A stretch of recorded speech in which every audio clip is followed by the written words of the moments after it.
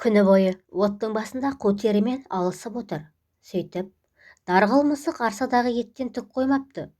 Не тошалайдың жыртық тесігін бітемейсің, не мысықтың көзін жоғалтпайсың, деп сырттан қомпылдап сөйлей кірген Күләй пештің түбінде өрім-өрі отырған күйеуі Қайсаға алая қарады. Қайса үндеген жоқ.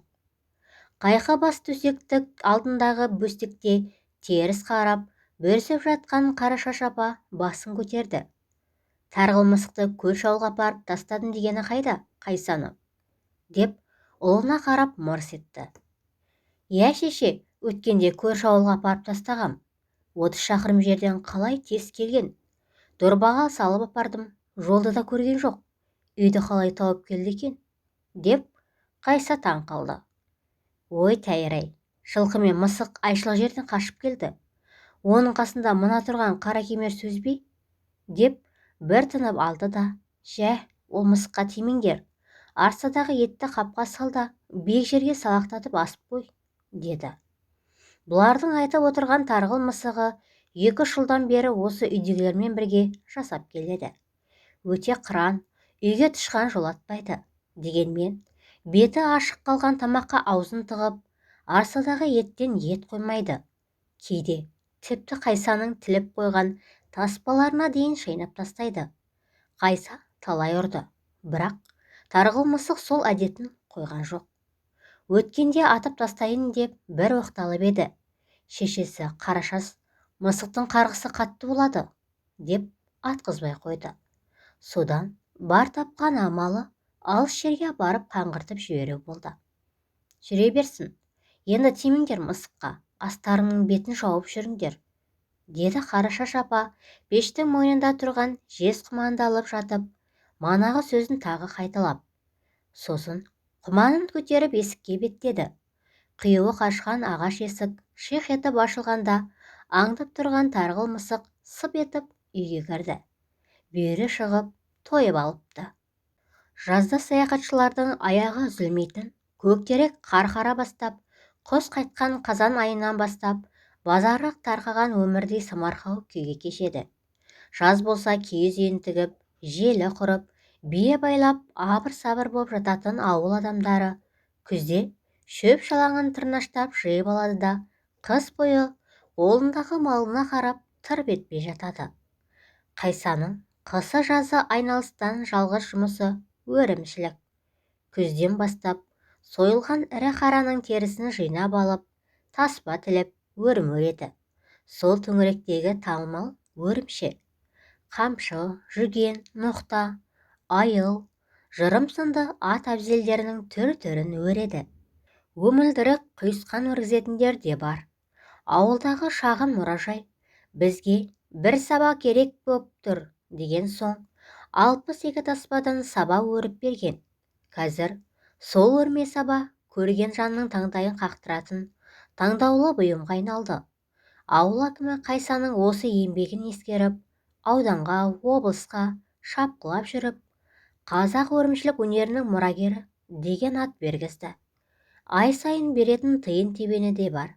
Тиын-тебенін қойшы. Қайсада отқа қара отырған жоқ. Қоралы қойы, үйірлі жылқысы болмаса да, өзіне жетерлік дәулеті бар. Бір қамшы өрсе, бір тоқты беріп ап кететіндер аз емес. Осыдан бір ай бұрын осы ауылдың байы бесен келіп, бірердің айыл тұрманын тапсырған. Ұзататын қызына ат мінгізбек. Қалайда тойға дейін үлгертсең, деп қайта-қайта айтқан соң, Қайса сол күннен бастап бейсеннің тапсырмасын орындауға кіріскен. Ертең той. Олындағы жырымды бітірсе, бәрі дайын. Жақсыға тарту, жаманға сату болсын деп, қос өрме жүген мен ноқтасын қоса өрді. Пысатын мен өмілдірігін көз салып сәндеді. Мынаны көргенде Бесекен қалай бір қарасын ауыл дейтіні анық қой, деп іште есепте соғып жүр. Апасы сыртқа шығып кеткен соң Күләй Қайсаға бұрылып, тарғыл мысық еңбегінде еш қылыпты. Кеше өріп бітірген өмілдіріктің шашағын түк қоймай шайнап тастапты. Дегенде Қайса шабына от түскендей орнынан ыршып тұрды. О әкеңді, 12 таспадан өрген өрімдірікті де шайнап тастап па? Әй, мынаның қорлығын-ай, деп пештің түбінде отырған тарғыл мысықты желкесінен алып жерге бір-ақ ұрды. Қанша айтқанмен жауырынына пайғамбардың қолы тиген жануар емес пе? Жерге былш етіп қатты ұрылмай, төрт аяғын тірей түсті. Бұл онсыз да ашуға булығып тұрған Қайсаның жынына тиді білем. Шап беріп, мысықтың артқы сирағынан ұстай алды да сүйретіп далаға шықты. Дарғыл мысық бір пәленің болатынын сезгендей, жанұшыра мияулап, Қайсаға жалынғандай кейіп танытты. Бірақ оған Қайса қараған жоқ. Есік алдына алып шықты да, артқы сирағын ұстаған беті үйдің бұрышында жатқан жалпақ тасқа тағы бір періп кетті. Мысық бұл жолы да аяғымен қорғанып, ұлы денесін тасқа тигізбей кетті. Дәрет алып отырған Қарашаш апа мұны көріп, ойбайлап тұра жүгіріп еді, үлгірмей қалды. Ол келгенше қаны қарайып, жүзі өрт сөндіргендей түтігіп кеткен Қайса тарғыл мысықты табанға салды да, қарнының аяғымен басып тұрып, алдыңғы екі аяғын жұлып-жұлып алып, екі жаққа лақтырып жіберді. Қол етімен қатар қабырға терісі де жалбырап қалған бейшара мысық тыржыңдап ажатты да, мяу деп барып жан үзді. Алқынып жеткен Қарашаш апа астафыралла, астафыралла деп алақтап барып көзі ақшиып талып қалды. Осы оқиғадан кейін Қарашаш апа ұзақ ауырып жазылды. Оны емдетуге Қайса да біраз шығындалды. Дегенмен көктем шыға көктеректің көңілді күндері басталды. Қарашаш апаның жүрегі ауыртқан тарғыл мысықтың да уақиғасы біртіндеп ұмытылды. Күн артынан күн өтті, жаз өтті, жарлы байыды. Қайсаның жалғыз ұлы Жанат та ер жетіп, келіншек алды. Қайса бар жиған тергенін шашып, ат шаптырып той жасап, келін түсірді. Күләй келін түсіріп қолы ұзарғанына қуанса, Қайса немере сүюге асықты. Келіні жібекте, текті ауылдың қызы, ибалы, әдепті, он саусағынан өнер тамған ісмер. Келін боп түсіп, төсекпен көтерді. Әне-міне дегенше 9 ай толып, толғақта басталды. Жаздың күні Қайсаның үйі кепсеңде киіз үймен отырған. Бұл ауылда дәрігер атымен жоқ. 100 шақырым жердегі ауданға қатты ауырғандар болмаса, көп ешкім бара бермейді. Келіндер ауданға бар босансын, деп ауыл басшылары талай айтты. Бірақ, ой, ауданың құрысын, ер дәрігерлер босандырады дейді, балаңды ауыстырып жібереді дейді, деген секілді пәле қазана қаптатып біреуі бармай қойды.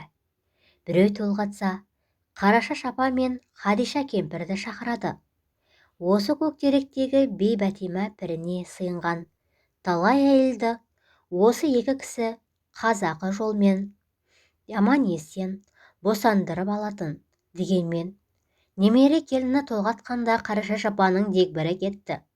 Көршінің балаларын жұмсап, Хадиша кемпірді шақыртты.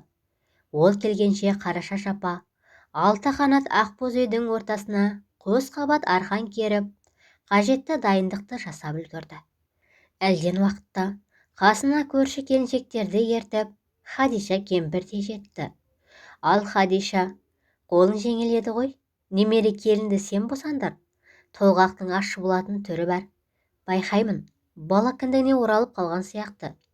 Көрші әйелдерді шақырып, сырмаққа саласыңдар ма, қайтесіңдер, деді.